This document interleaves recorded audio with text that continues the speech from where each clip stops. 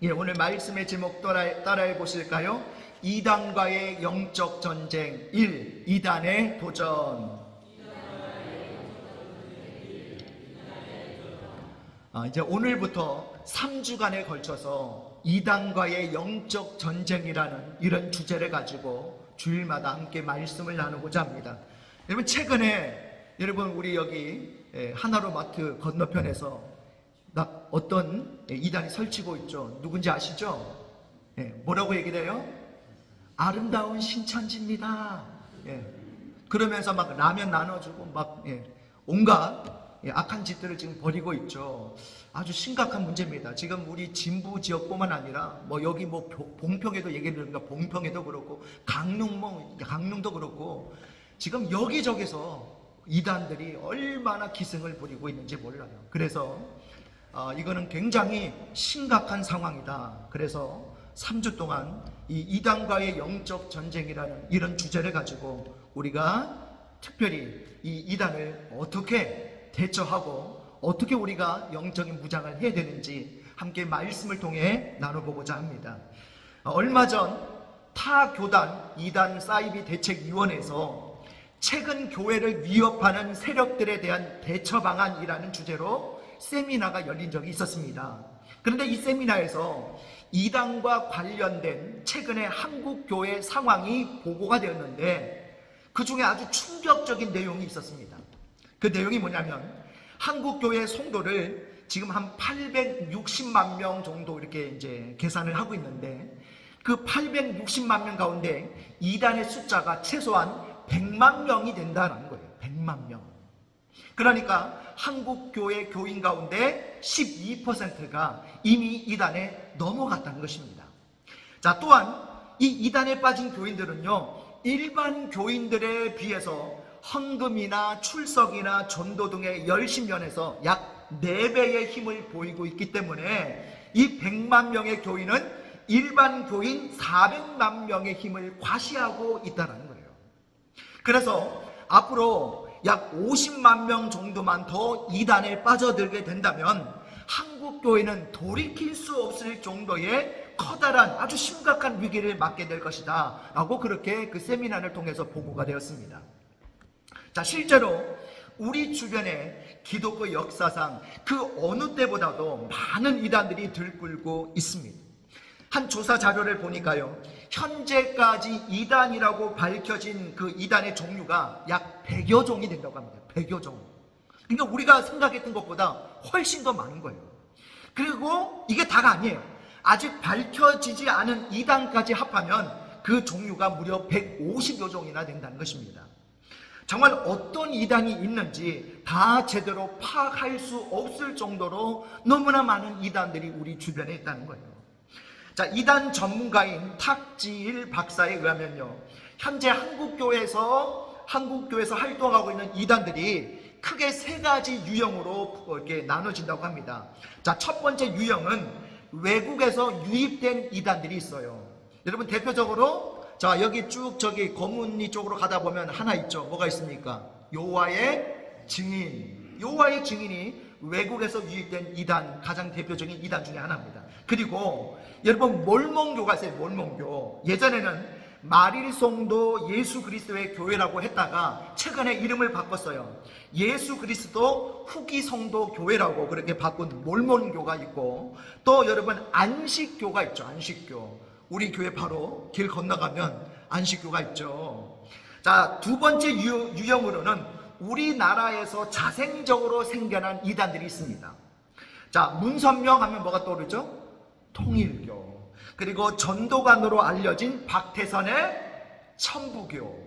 그리고 나운몽의 용문산 기도원. 그리고 권신찬의 구원파. 오늘 이런 이제 이단들이 우리나라에서 자생적으로 생겨난 이단들입니다. 그리고 이제 세 번째 유형으로는 소위 제2세대 이단들이 있어요. 그러니까 외국에서 유입됐거나 한국에서 자생적으로 발생한 이단 중에서 다시 재차 파생된 2차적인 이단 종파들이 있습니다. 자, 대표적으로 뭐가 있느냐?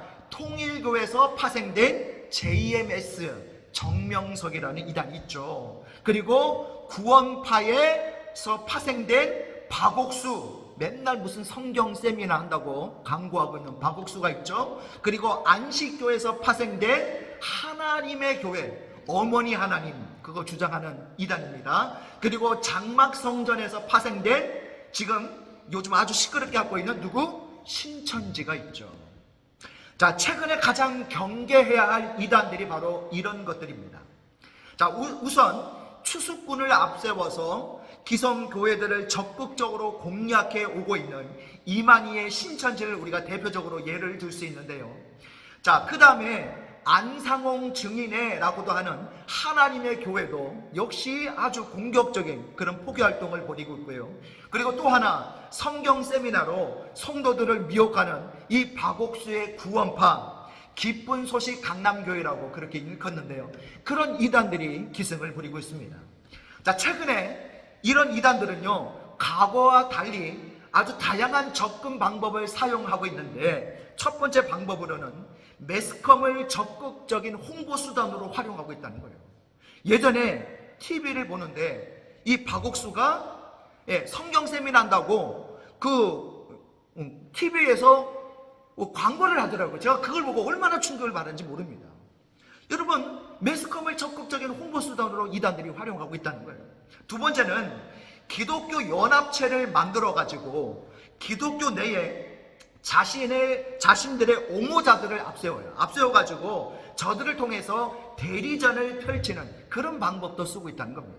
그리고 세 번째는 한국 내에서만 국한하지 않고 해외에 있는 그 한인 이민들과 외국인들을 상대로도 포교하는 세계화 전략을 쓰고 있다는 거예요. 그리고 네 번째는 다양한 사회 사업을 통해서 우리 사회에 재정적으로 강력한 영향력을 행사하고 있다는 것입니다. 특별히 이단들이 돈이 많죠. 그래가지고 그 막대한 이 자본력을 가지고 여러 가지 그런 사회에서 이 돈을 가지고 막강한 영향력을 행사하고 있는 거예요. 자, 이렇듯이 오늘 한국교회는요, 그 어느 때보다도 심각한 이단의 공격에 노출되어 있습니다. 마치 말기암 환자가 암세포의 공격을 받아서 그 생명의 위협을 받고 있는 것과도 같습니다. 자, 그런데 오늘 본문을 보면요, 이런 이단이 오래전부터 있어 왔다는 것을 알 수가 있죠. 우리 베드로후서 2장 1절을 같이 했습니다. 시작. 그러나 백성 가운데 또한 거짓 선지자들이 일어났었나니 이와 같이 너희 중에도 거짓 선생들이 있으리라. 자, 사도 베드로는 이단을 조장하고 전파하는 자들이 과거에도 있었고 현재도 있고 앞으로도 있을 것이다 라고 지금 말씀하고 있는 거예요. 실제로 이단은요, 구약시대에도 있었습니다. 구약시대에도 거짓 선지자들이 일어나서 이스라엘 백성들을 미혹했습니다. 믿음에서 떨어지게 만들었습니다. 초대교회 시절에도 있었습니다. 오늘 본문의 내용이 바로 그것이죠. 자, 그뿐 아니에요. 마태복음 24장 11절에 보면요, 예수님께서 장차 종말의 때에 일어날 징조 가운데 하나를 이렇게 말씀해 주셨습니다. 거짓 선지자가 많이 일어나 많은 사람을 미혹하겠다라고 말씀하셨어요. 그리고 마태복음 24장 24절을 보면 또 이렇게 말씀하셨습니다. 거짓 그리스도들과 거짓 선지자들이 일어나 큰 표적과 기사를 보여 할 수만 있다면 택하신 자들도 미혹하리라, 그렇게 말씀하고 계셔요. 한마디로 주님께서 재림하실 날이 가까울수록 이단이 기승을 부리게 될 것이라는 말씀입니다. 그렇습니다. 이단은 과거에도 있었고 오늘날에도 있고 앞으로도 있을 것입니다. 늘 하나님의 백성들을 공격하고 주의 몸된 교회에 도전하고 있습니다.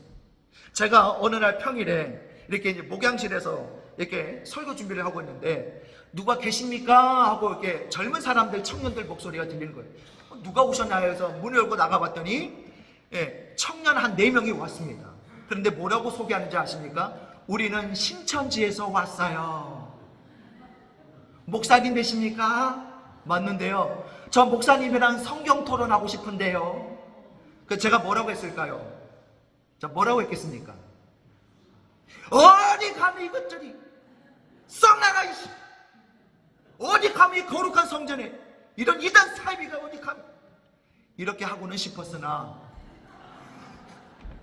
그렇게 하지는 못하고, 제가 그래서 저기 제 입에서 10만 말 나오기 전에 그냥 나가시라고, 그냥 나가시라고 내보내긴 했습니다. 아마 제 표정을 보니까 뭔가 느꼈는지 그냥 말없이 나가긴 했어요.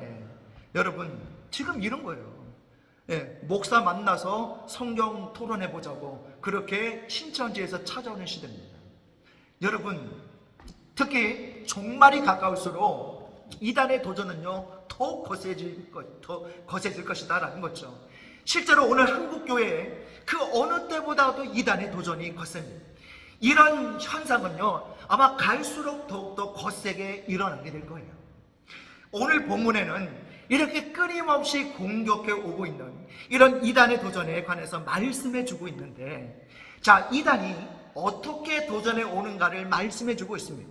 이 말씀 속에서 이단의 도전에 어떻게 대응해야 할 것인가, 거기에 대해서 오늘 말씀을 통해 깨닫게 되시기를 바랍니다. 자, 우리 화면 보시면서 첫 번째, 그렇다면 이단의 문제는 어떤 문제를 가지고 있느냐 따라해 보실까요? 접근 방법의 문제. 자, 우리 베드로 후서 2장 1절에 같이 했습니다. 시작. 그들은 멸망하게 할 이단을 가만히 끌어들여. 자, 거짓 선지자나 거짓 교사들은 이 믿음의 공동체 안에 이단 사상을 가만히 끌어들인다는 거예요. 은밀하게 드러나지 않게 이단이 접근해 온다는 것입니다. 자, 최근 기승을 부리고 있는 이 신천지 이단의 접근 방법이 이렇습니다. 정말 은밀해서 쉽게 파악하기가 어렵습니다. 물론 교회 밖에서 뭐 포교 활동을 할 때는 뭐 아름다운 신천지입니다 뭐 이런 식으로 이제 드러내놓곤 하지만, 교회 안에서는요 굉장히 은밀한 접근 방법을 취한다는 거예요. 자, 저들이 훈련시키는 추수 방법이 곧 전도 방법 가운데 하나가 같은 교인 추수하기라는 그런 전도 전략이 있습니다. 그러니까 지금 자기가 다니고 있는 교인들을 한 사람 한 사람 포섭해서 끌고 나오는 그런 훈련을 한다는 거죠. 자, 이 과정을 보면요, 먼저 첫 번째, 말씀에 관심이 있는 교인, 교회 체제에 불만이 있는 교인, 담임 목사의 설교에 만족하지 못한 교인을 먼저 선별을 합니다. 그 다음에 말씀에 대한 의문을 제기해서 성경에 대해서 관심을 갖게 해요. 그리고 세 번째로 그동안 들어보지 못했을 법한 그럴듯한 답을 제시해 주면서 함께 성경 공부하자고 권유를 해요. 그런 다음에 반응이 좋으면 어디로 데려가느냐, 신학교육관이라는 곳에 데리고 가서 거기서 계속해서 성경 공부를 하면서 집중적으로 세뇌를 시켜버려요. 그래서 이 신천지에 가서 거기서 성경 공부를 받는 사람들은 세뇌가 되기 때문에 완전히 거기에 완전히 빠져버리게 된다는 거예요. 자, 그리고 또 하나 저들이 주력하는 추수 방법, 곧 전도 방법이 타 교회에서 추수하기라는 전도 전략이 있습니다. 그러니까 다른 교회에 새신자로 등록을 해서 우선 그 교회 교인이 되고 난 후에 그 교회를 공략해 가는 그런 접근 방법입니다. 자, 그 내용을 조금 자세히 들여다보면 이렇습니다.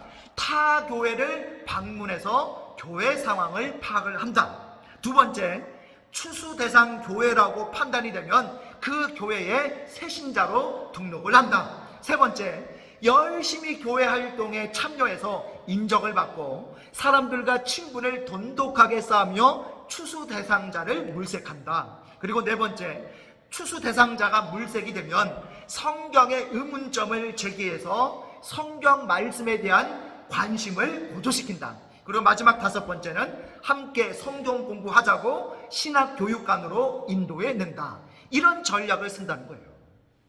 그렇습니다. 이단은 이렇게 은밀하게 접근합니다. 같은 교인으로 위장해서 오랫동안 교제하고 믿고 대화할 수 있는 그런 관계를 만든다는 거예요. 그 이후에 이제 조금씩 자신을 이제 정체를 드러내면서 속내를 드러내기 때문에 꿈에도 이단이라고 생각해 보지 못한 채 그렇게 당하게 된다는 거예요. 자, 이뿐만이 아닙니다. 대학 캠퍼스에서도 교묘한 방법으로 기독 청년들을 포섭하고 있는데요. 자, 저들은 자기들의 정체를 처음부터 숨기죠. 마치 기독 동아리인 것처럼 그렇게 유사한 이름으로 홍보를 합니다. 그래서 기독 청년들이 아하, 같은 기독교 동아리구나라고 그렇게 이제 알고 반가운 마음에 거기에 이제 동아리에 참여한다는 거죠. 그러다가 당한다는 거예요. 때로는 IYF라는 그런 이단이 있는데, 이 IYF 같은 이단은요, 어학으로 접근을 하는 그런 이단이에요. 이 외국인에게 직접 영어를 배울 수 있다, 또 영어 말하기 대회나 어학원을 통해서 이렇게 젊은 청년들을 회원으로 모은다는 거예요.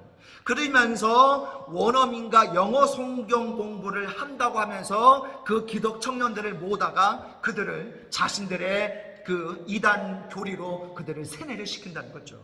그렇습니다. 이단은 우리가 생각지 못했던 방법으로 우리 가까이에서 우리에게 접근해 옵니다. 우리가 관심을 기울일 만한 것으로 우리를 미혹해요. 이 사람이 건강 문제에 관심이 있으면 건강에 대한 관심을 기울이도록 접근을 하고요. 어떤 사람이 운동을 좋아하면 운동을 통해서 접근해 오고, 이 이단들이요, 얼마나 비상한지 모릅니다. 그래서 우리는 늘 영적인 긴장을 늦추면 안 돼요. 특히 정체를 잘 알기 힘든 사람들이 영적인 대화를 하자고 할 때 우리는 그때 조심해야 되는 거예요. 성경에 관해서 묻거나 토론을 유도할 때 우리는 그때 경계해야 되는 거예요. 특히 성경 공부를 잘 할 수 있는 곳이 있다고 할 때 그때 우리는 더 특별하게 경계해야 됩니다. 의심해 봐야 되는 거예요. 그리고 그럴 때에 먼저 목회자와 꼭 여러분 반드시 상담해 주시기 바랍니다. 목사님, 제가 누구로부터 이런 권유를 받았습니다, 이런 요청을 받았는데 이거 어떤 곳입니까? 꼭 저한테 얘기를 해 주십시오. 제가 그곳이 어떤 곳인지 제가 분명하게 말씀을 드릴게요. 우리 주변에 이런 유혹과 접근 방법을 가지고 덤벼드는 이단들이 너무 많다는 거예요. 자, 우리 두 번째 이단의 문제는 어떤 문제냐? 따라해 보실까요? 교리의 문제. 자, 우리 베드로후서 2장 1절을 같이 읽습니다. 시작. 주를 부인하고 임박한 멸망을 스스로 취하는 자들이라. 아멘. 자, 그러니까 이단의 문제, 가장 심각한 문제는 교리의 문제에 있습니다. 자, 우리가 믿는 이 믿음의 주이신 누구를 부인한다는 거예요? 주를 부인한다, 예수를 부인한다는 거예요. 그렇습니다. 이단들은요, 그럴듯한 말로 우리를 미혹합니다. 그래서 결국에는 우리가 예수를 제대로 믿지 못하게 만드는 거예요. 우리가 믿는 정통 교리를 뒤흔들어서 의심하게 만든다는 거예요. 자, 최근 한국교회를 어지럽히고 있는 이 신천지 이만희의 가장 문제가 되는 교리가 뭐냐면, 한마디로 자기가 보혜사라고 하는 이 교리를 주장하고 있다는 겁니다. 보혜사가 뭡니까? 성령님의 이름이 보혜사잖아요. 특히 자기들의 교리를 가장 잘 설명해 놓은 요한계시록 해설서라는 책과 천국비밀 요한계시록의 실상이라는 이 책들에서 이 점을 자세하게 설명을 하고 있는데, 그런데 우리가 한 가지 궁금한 게 있죠. 아니, 어떻게 이만희라는 이 개인을 보혜사라고 주장을 하는데 그게 사람들에게 어떻게 먹혀들고 있느냐는 거죠. 아니, 도대체 그런 말도 안 되는 걸 어떻게 사람들이 믿느냐는 거예요. 자, 그 이유가 있습니다. 이 요한계시록이라는 성경의 특성 때문에 그래요. 요한계시록은 어렵다는 생각에, 또는 함부로 해석할 수 없다는 생각에 우리가 함부로 잘 다루지를 않죠. 그래서 교인들이 잘 모릅니다. 그런데 이단들이 바로 이런 점을 노린다는 거예요. 자, 이만희가 이 책들을 통해서 이렇게 주장을 해요. 주께서 명하신 대로 하나라도 가감하지 말아야 할 이 계시록의 말씀은 기록한 실상이 나타나지 않았기 때문에 그동안 어느 누구도 참 뜻을 해석하지 못했다. 그러나 이제 성취 때가 되어서 계시록의 예언이 호련히 이루어졌으므로 필자는 그 실상을 직접 보고 성령에게 설명 들은 대로 낱낱이 증거하려 한다. 계시록이 응하고 있는 오늘날은 계시록에 약속한 이긴 자를 통하지 않고는 구원이 없다. 이를 부인하는 사람은 예수님과 그 말씀을 믿지 않는 자이며 마귀의 영에게 조정을 받는 자이다. 천하 만국은 약속한 목자 앞으로 나와야 한다. 이렇게 주장을 하고 있는 거예요. 결국 이만희는요, 이 요한계시록에서 예수님께서 사도 요한에게 계시를 주셨지만 그 실상은 지금까지 비밀로 감추어져 왔다는 거예요. 그동안 요한계시록의 올바른 의미를 제대로 해석하지 못했다는 거예요. 그러면서 때가 되면 이 요한계시록에 예언된 이긴 자가 등장을 해서 이 해석의 길을 열어준다는 거죠. 그러면서 바로 자기가 누구다? 그 해석할 이긴 자라고 그렇게 주장을 하는 거예요. 그리고 더 나아가 자기가 바로 보혜사다라고 그렇게 주장을 하는 거예요. 바로 그런 교리에 수많은 크리스찬들이 거기에 세뇌당해서 이만희를 보혜사로 믿고 따른다는 겁니다. 재밌는 것은요, 이만희뿐만 아니라 여러 사람들이 이런 식의 똑같은 주장을 하고 있다는 거예요. 여러분, 박태선의 분파 가운데 기독교 에덴성회라는 이단이 있는데, 이 교주가 누구냐면 이영수라는 사람인데, 이 이영수라는 사람도 바로 자기가 이긴 자고 자기만이 요한계시록을 올바로 해석할 수 있다라고 주장을 하고 있습니다. 또 한 사람, 김풍일이라는 사람도 같은 이 요한계시록 말씀을 가지고 자기가 보혜사라고 주장을 해요. 자, 이런 여러 이단들은요, 결국 공통점이 하나 있죠.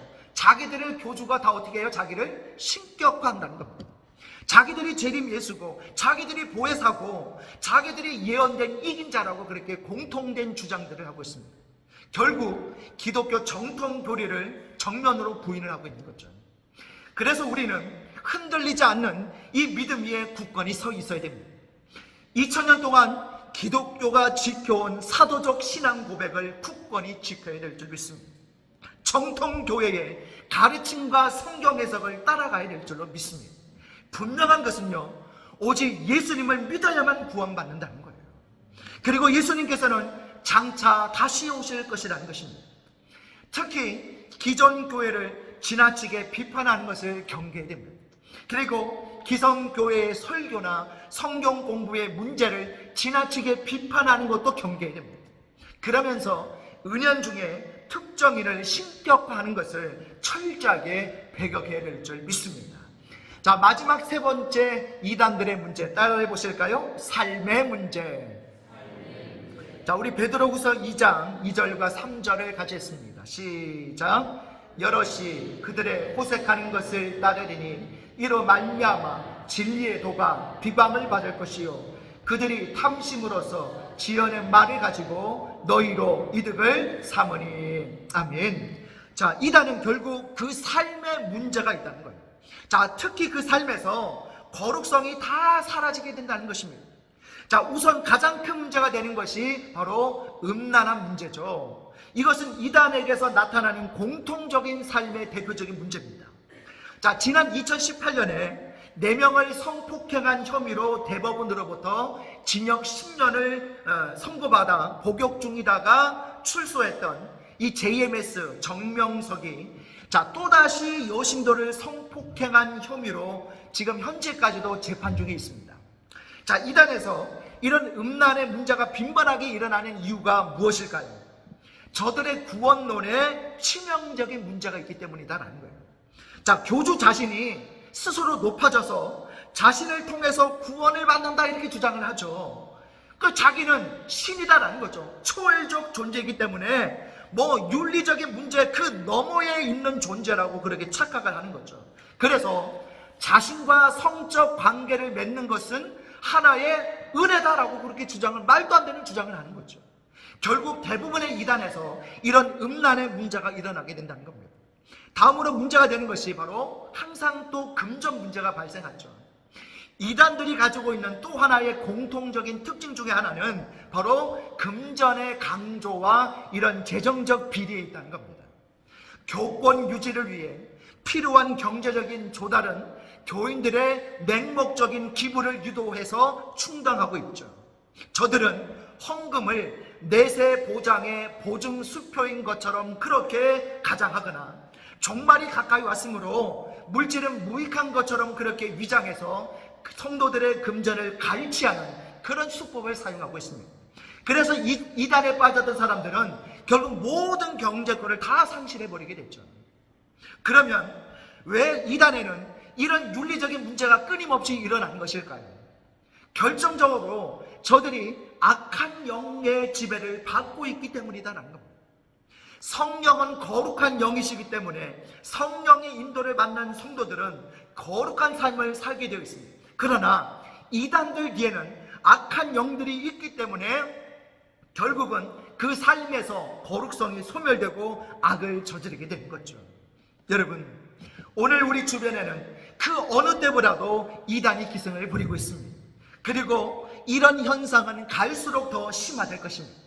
그래서 우리는 더 경계해야 될 줄 믿습니다. 우리 자신의 믿음을 지키고 영적으로 우리 가정을 지키고 우리 나아가서 우리 교회를 건강한 교회로 지켜가야 할 줄 믿습니다. 우리가 이런 이단의 도전에 잘 대처하기 위해서는 오늘 다음 몇 가지를 명심해야 되는데, 우리 화면 보시면서 우리 명심해야 될 4가지가 있거든요. 우리 첫째부터 넷째까지 같이 했습니다. 시작. 우리가 영적으로 깨어 있어야 합니다. 우리가 말씀으로 잘 무장되어 있어야 합니다. 교회를 중심으로 신앙생활을 해야 합니다. 거룩한 삶을 살아야 합니다. 오늘 이 4가지를 여러분 꼭 마음에 되새기셔서 오늘 이단의 도전에 우리가 이 4가지로 영적 무장해서 끝까지 맞서 싸울 수 있는 저와 여러분 되시기를 주님의 이름으로 축복합니다.